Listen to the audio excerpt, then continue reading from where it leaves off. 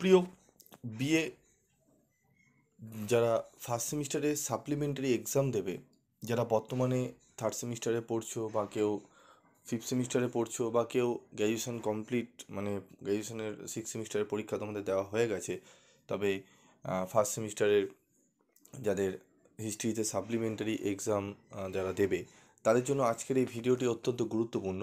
কারণ তোমরা অনেকেই রিকোয়েস্ট করেছো যে স্যার আমাদের সিবিসিএস সিস্টেমে ইতিহাসের কিছু গুরুত্বপূর্ণ সাপ্লির পরীক্ষার যদি সাজেশান দেন তাহলে খুবই উপকৃত হই। তো তোমাদের কথা মাথায় রেখে আমি তোমাদের জন্য আজকে এই ভিডিওতে গুরুত্বপূর্ণ ইতিহাসের গুরুত্বপূর্ণ প্রশ্নগুলো নিয়ে আলোচনা করব। যে প্রশ্নগুলো করলে আশা করি তোমরা অনেকটাই উপকৃত হবে, এবং যদি ঠিকঠাক করে পড়ে যেতে পারো, উত্তর যদি ঠিকঠাক করে যেতে পারো, তাহলে প্রত্যেকে সাপ্লিমেন্টারি এক্সামে তোমরা পরীক্ষা দিয়ে পাস করে যাবে। তো কী কী প্রশ্ন রয়েছে সেই প্রশ্নগুলো আমি বলবো। তার আগে বলি, তোমাদের যারা সিবিসিএস সিস্টেমে সাপ্লিমেন্টারি পেয়েছিলে, যে সিবিএসসি তোমাদের যে সিলেবাসে যে তোমরা ওল্ড সিলেবাসে পরীক্ষা দিয়েছিলে, সেখানে যারা সাপ্লি পেয়েছো তারাই কিন্তু এই সাজেশনটি ফলো করবে। যারা সিসিএফ ক্যান্ডিডেট রয়েছে, যারা বর্তমানে থার্ড সেমিস্টারে এখন পড়ছো, তবে তোমাদের ফার্স্ট সেমিস্টারে কোনো কারণবশত হয়তো সিসিএফে তোমরা ইতিহাসে সাপ্লি পেয়েছো, তাদের জন্য কিন্তু এই সাজেশনটি নয়, তাদের জন্য আলাদা সাজেশন দেবো। তবে এখানে যে প্রশ্নগুলো দেওয়া রয়েছে, কিছু প্রশ্ন তোমাদের কিন্তু কমন আসবে, তবে কোনগুলো আসবে সেটি এখানে মার্ক করা নেই। তাই সিসিএফের ছাত্রছাত্রীদের বলবো তোমরা অন্য ভিডিওর জন্য ওয়েট করবে। তো দেখে নাও আমাদের ইম্পর্ট্যান্ট 5 মার্কস কোশ্চেন, ঠিক আছে, গুরুত্বপূর্ণ 5 নম্বরের প্রশ্ন। প্রথম প্রশ্ন যেটি আছে খুবই গুরুত্বপূর্ণ, যে গান্ধার শিল্প বিষয়ে সংক্ষেপে আলোচনা করো। ষোড়শ মহাজন পদের ওপর একটি টিকা লেখো। ভারতবর্ষের নবপ্রস্তর যুগ সম্বন্ধে টিকা লেখো, অত্যন্ত গুরুত্বপূর্ণ। মেহেরগড় সংস্কৃতির ওপর সংক্ষিপ্ত টিকা লেখো।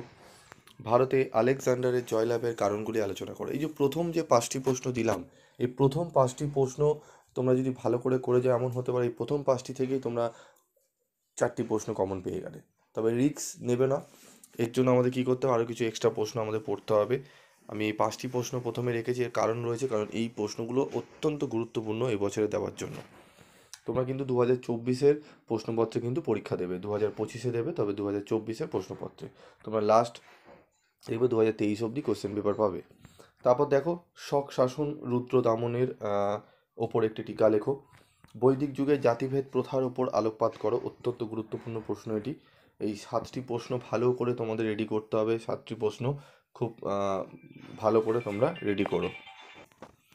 তারপর দেখো আমাদের 8 নম্বর প্রশ্ন, এখানে স্টারগুলো আমি পরবর্তীকালে আরও স্টার দেবো, স্টারগুলো তোমরা দেখে কিন্তু এগুলোই পড়ে যাবে। প্রথম যে 7টি প্রশ্ন দিলাম সেগুলো পড়বে না তা নয়, কিন্তু নয়। ধর্ম বলতে কি বোঝায়, ঠিক আছে। তারপর রয়েছে প্রাচীন ভারতের ইতিহাসে প্রত্নতাত্ত্বিক উপাদান হিসাবে মুদ্রার গুরুত্ব আলোচনা করো। মুদ্রা ও লিপি দুটোরই পড়ে রাখবে।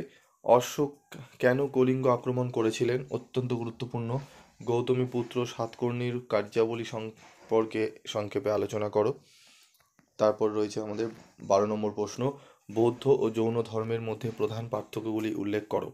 এই যে 12টি প্রশ্ন দেখছো, যারা মনে করছো স্যার আমরা রিস্ক নেব না, আমরা 12টা আমাদের বেশি প্রশ্ন পড়তে আমরা চাই, এই 12টি প্রশ্ন অন্তত পড়ে যাও। এই 12টি প্রশ্ন পড়লে আমি আশা করি তোমরা 5 নম্বরের 4টি প্রশ্ন 100% কমন পাবেই পাবে।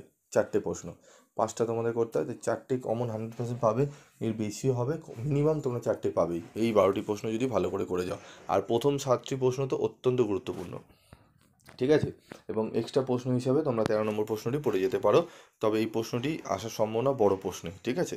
মৌর্য সাম্রাজ্যের পতনের কারণগুলি সংক্ষেপে আলোচনা করো। 13টি প্রশ্ন আমি দিলাম, বেশি প্রশ্ন দিইনি। তোমরা জানো সিলেবাসটি প্রচুর হিউজ সিলেবাস, তার মধ্যে থেকে আমি বাছাই করা 13টি প্রশ্ন বললাম।